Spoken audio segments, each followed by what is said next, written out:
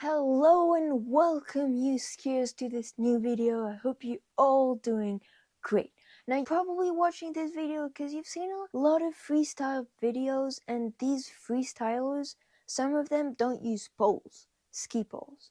Or you might be starting your own freestyle journey and you want to know if it's best to ski with or without poles when you're doing freestyle.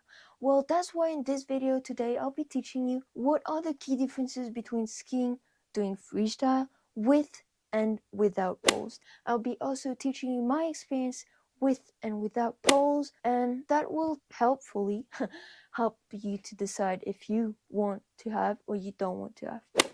So let's get right into the video and no more waiting. So when you've seen freestylers, probably you've seen them with or without poles. And if they have poles, generally they're smaller. So I will tell you what actually poles bring you when it's freestyling. So what they bring you is equilibrium and stabilization in the air. You won't feel it at the beginning, but it helps you keep all the equilibrium thanks to weight and the way you hold them. Now, without poles, you don't have this equilibrium, but you have the advantage to have free hands, so you can catch your grabs easier and you'll be free to move. So number one is without poles. So without poles, the thing is you don't have anything to get equilibrium and stabilization in the air, but actually it can be fine for some because you have this ability to spin faster because you can put your hands whatever you want and the poles will not get into the middle. Once you do grabs, it will be easier to grab the skis. This is one advantage. Now the disadvantage is this thing of equilibrium. You will not have this much equilibrium as you would technically have with poles. So now number two, with poles, generally when you start learning skiing, you start without, as you will not actually use them, but when you increase level while skiing, you will use these poles. As you will see, it will help you to get more stabilization and it will help you to turn. Well, in freestyle is about the same and help you get this in big jumps, this equilibrium. I know it's weird, it's some small things, it's not a wing, no, poles are not wings, it's not going to help you to fly, but it's going to help you to get this nice equilibrium in the air that you wouldn't, depending on your level. So basically it's easier to start with poles. Poles going to help you a bit to everything. So now I'll be talking about what is my experience. I did ski with and without poles. I do still today ski with and without poles. Well, yeah, not today, no, because I'm not skiing right now. I'm leisured in the feet.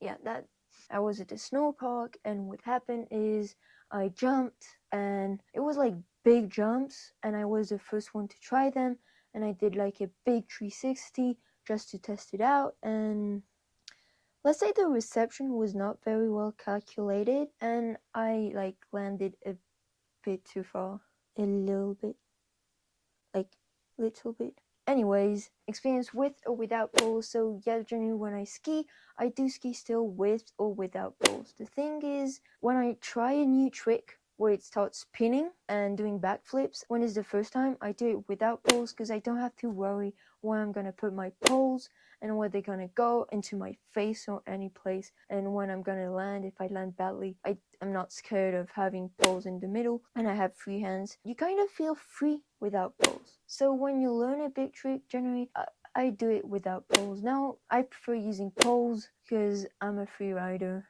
I do with poles. I do every trick with poles. Actually, I feel more comfortable with poles. Without poles, I feels like I'm like not dressed up. Like I forgot my jacket at the house, or I didn't put shoes. But it might not be like that for you. So this is the key things I think about freestyling with or without poles. I hope this helps you decide if you want to go with or without poles. Now my suggestion from experience is I recommend you try doing with and without poles, and depending on what you prefer, then in this case you will choose. But don't leave your poles at the house because you decided, no, I'm going no poles. No, give yourself options and try to use both.